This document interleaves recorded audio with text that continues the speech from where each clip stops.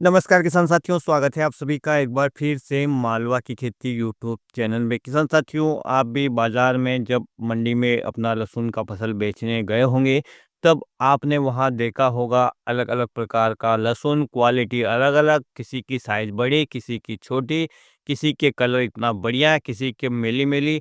तो कुल मिलाकर किसान साथियों, कुछ तो वो किसान साथी ऐसा करते हैं जिससे कि उनकी फसल है वो अच्छी होती हैं, गाँठ भी बड़ी होती हैं, वज़नदार होती हैं, चमकदार होती हैं और आप देखते हैं कि बाज़ार में पैसा भी उसी का मिलता है। तो आज के इस वीडियो में मैं आपको बताने वाला हूँ, लहसुन की पैदावार भी बढ़ेगी, साथ उसकी चमक-दमक भी बढ़ेगी, किसान साथियों वज़न भी बढ़ेगा और आपको भी ज़्यादा बाज़ार भाव मिलेगा।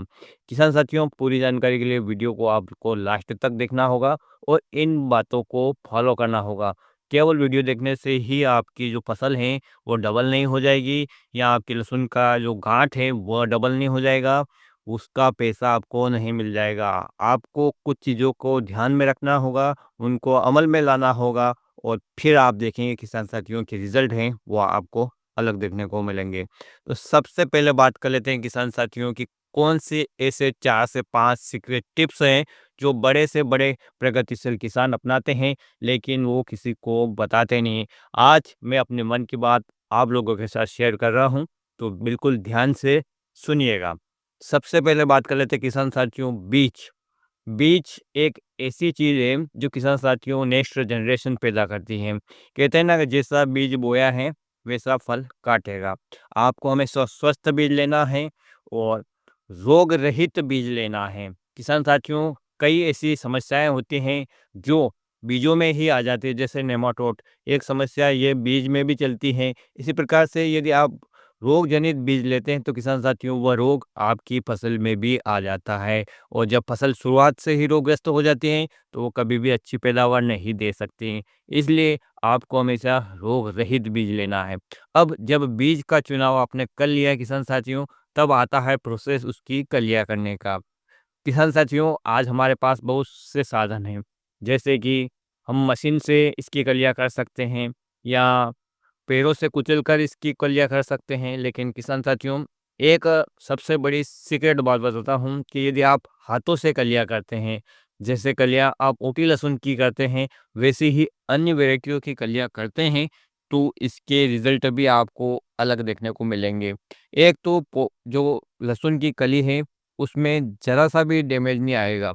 किसान साथियों, हम जब पैरों से कुचलते हैं, तो बहुत सारी कलियों में हमें डैमेज दिखता है, लेकिन बहुत सार में डैमेज यानी उसमें कुछ खराबी आ जाती है, वो हमें दिखती नहीं है। पौधे जब उगते हैं, तो किसान साथियों पीले पड़ने लगते हैं, मुरझाकर सूख जाते हैं। तो संभव हो सके किसान साथियों, तो आप हाथों से उसकी कलिया कीजिए। नंबर 2 बात, किसान साथियों कलियों को कभी भी आपको ज़्यादा दिन नहीं रखना है। ऐसा नहीं है कि आज आपने कलियाँ कर दी और 10 दिन के बाद उनको लगा रहे हैं। 2 से 3 दिन के अंदर ही किसान साथियों आपको उनके लगाना है। जो समय निकलता जाएगा किसान साथियों, आगे चलकर आपकी लहसुन की फसल में उन कलियों को यदि आपने लगाया है तो दिक्कतें आपको देखने को मिले ही मिलेगी। तो 2 बातें तो ये हो गई। तीसरी बात है किसान साथियों, बीज उपचार। बहुत सारे किसान साथी बीज उपचार नहीं करते हैं कि मशीन में सही नहीं गिरता है और हाथों से लगाते हैं तो हाथ मैले हो जाते हैं या दवाई से खराब हो जाते हैं, किसी को एलर्जी होती है मजदूर को। तो किसान साथियों बीज उपचार आपको ज़रूर करना है।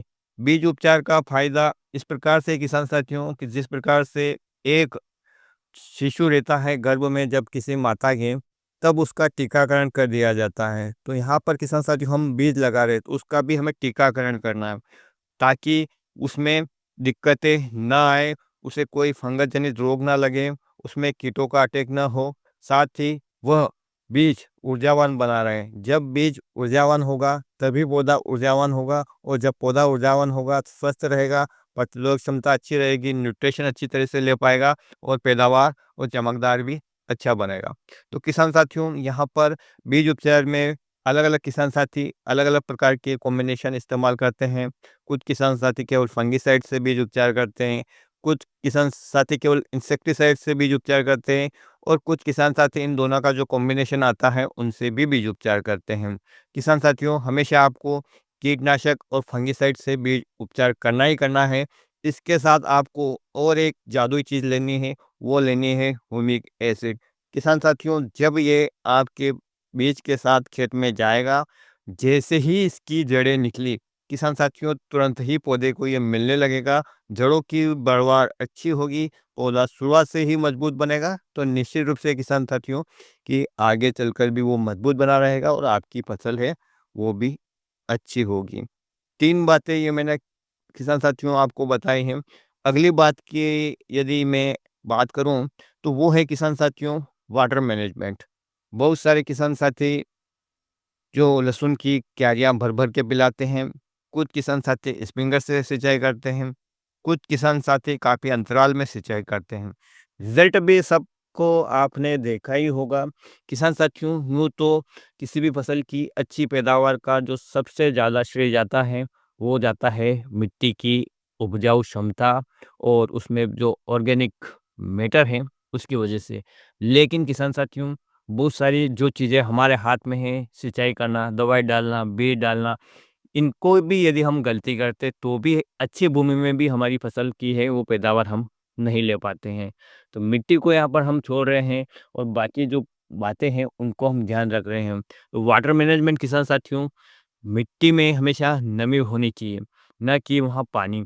आप पानी भर-भर के दे रहे हैं, 2 घंटे, 3 घंटे तक क्यारियों में पानी भरा है, वो अब फसल कभी अच्छी नहीं हो सकती किसान साथियों, वहाँ से पीलापन कभी गायब होगा ही नहीं।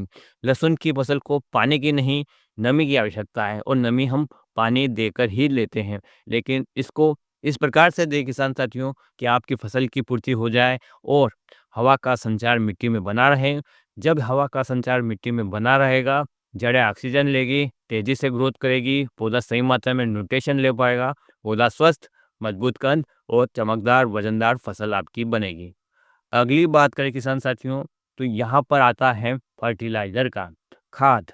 बहुत सारे किसान भाई यूरिया डालते हैं, डीएपी डालते हैं, कुछ किसान साथी सल्फर भी डाल देते हैं, लेकिन कुछ ऐसे पोषक तत्व भी हैं किसान साथियों, जिनका लहसुन की फसल में जादू की तरह रोल होता है। जैसा कि आप जानते हैं कि लहसुन की फसल कंद वर्गीय फसल है और कंद हमेशा ज़मीन में लगता है और ज़मीन यदि ढीली रहती है, पोची रहती है तो वहाँ कंद का विकास अच्छी तरह से होता है। आपने भी देखा होगा अलग-अलग प्रकार की मिट्टी होती है, कुछ पानी देने के बाद ढीली होती है और कुछ पानी देने के बाद टाइट हो जाती है। तो आपने देखा होगा जहाँ पर पानी देने के बाद मिट्टी टाइट होती है, वहाँ पर कंद का विकास कभी भी अच्छा नहीं होता। चाहे आपने वहाँ आलू लगाया हो शकरकंद या आपने लगाया हो लहसुन या प्याज, और जहाँ पर मिट्टी पानी देने से फूलती है, पोषी होती है, वहाँ पर कंद का विकास बहुत अच्छा होता है। तो किसान साथियों, यदि आप खुली सिंचाई की अपेक्षा ड्रिप सिंचाई से या स्प्रिंकलर सिस्टम से सिंचाई करते हैं, तो वहाँ पर मिट्टी है भुरभुरी बनी रहती है, तो वहाँ पर भी जो कंद का विकास है वो अच्छा होता है।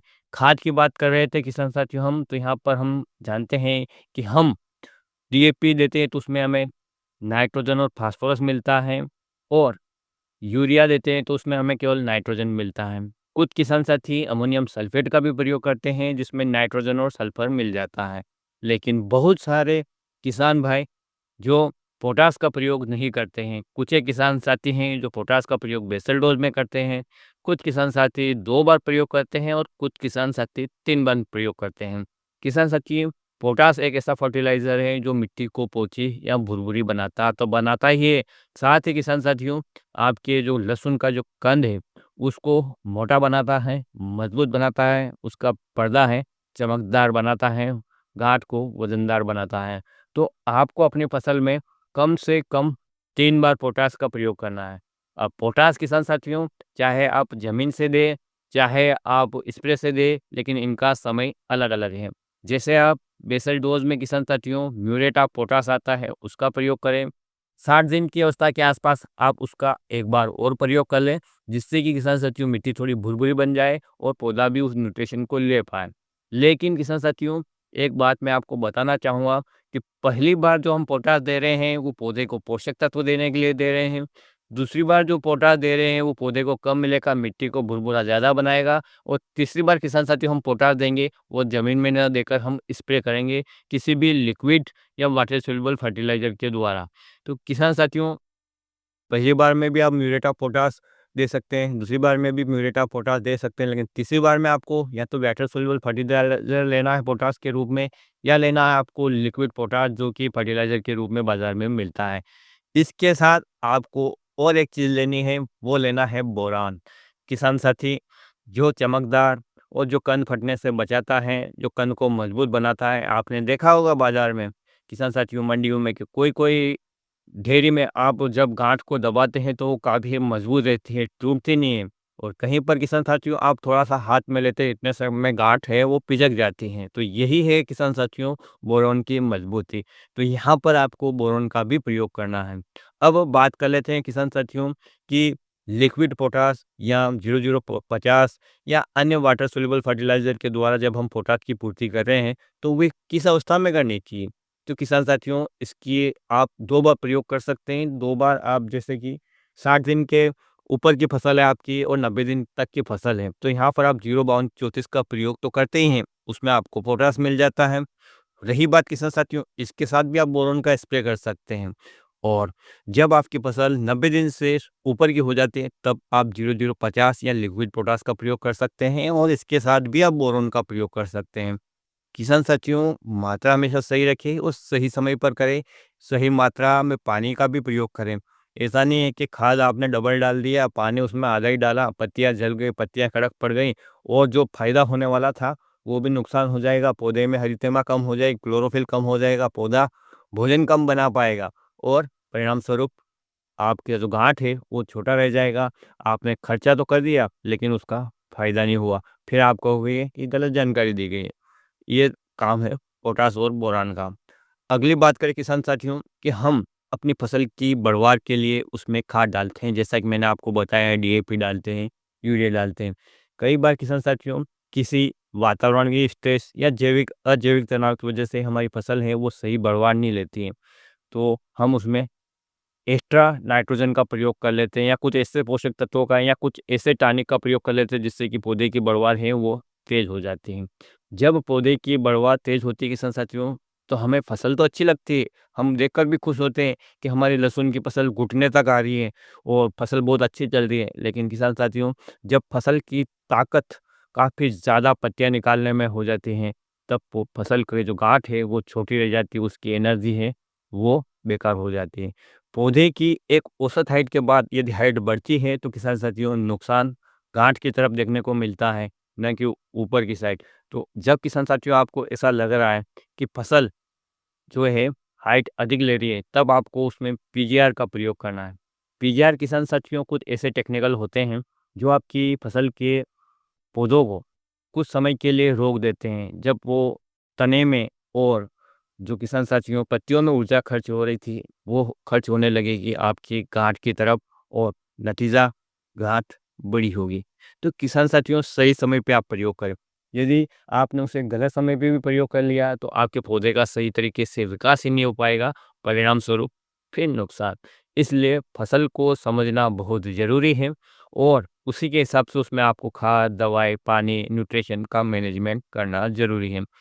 अब लास्ट बात आती है किसान साथियों, जो आपकी फसल पकने के बाद आपके जो कंद है उनको चमकदार, वजनदार और इसका स्टोरेज बनाए रखती हैं। तो वो है किसान साथियों सही समय पे खुदाई और उसको सुखाना और उसकी कटाई। बहुत सारे किसान साथी क्या करते हैं कि लहसुन की फसल जब हरी रहती है उसी समय उगाड़ लेते हैं, या कुछ किसान साथी बहुत सूखने के बाद उखाड़ते हैं, जिससे कि आधी तो खेत में रह जाती है, आधी हाथ में आ जाती है। फिर ट्रैक्टर कल्टीवेटर से चलाकर अपनी लहसुन की फसल को बिगाड़ लेते हैं। तो ऐसा आप ना करें। न तो ज़्यादा हरी रहे फसल तब उखाड़ना है, न ही ज़्यादा सूखने के बाद। जब आपकी फसल की पत्तियाँ 70% सूखने लगे, जो उसका तना है वो गलने लगे, तब आपको उसको उखाड़ना है। उखाड़ने के बाद किसान साथियों उसकी छोटी-छोटी गुछिया बना लेनी है। गुछिया बनाने के साथ किसान साथियों उनके कंद को दूसरी जो गुच्छी है उसके पत्तियों से ढक देना है। कुल मिला के ऐसा आपको ढकना है पत्तियों से कि डायरेक्ट जो सूर्य का प्रकाश है आपके लहसुन के कंद पे ना गिरे। जिससे किसान साथियों ऊपर का पर्दा खराब ना हो और जब ऊपर का पर्दा खराब ना होगा तो चमक है वो भी नहीं जाएगी, वज़न है वो भी नहीं जाएगा ज़्यादा और किसान साथियों कंद है वो भी पोंछा नहीं होगा।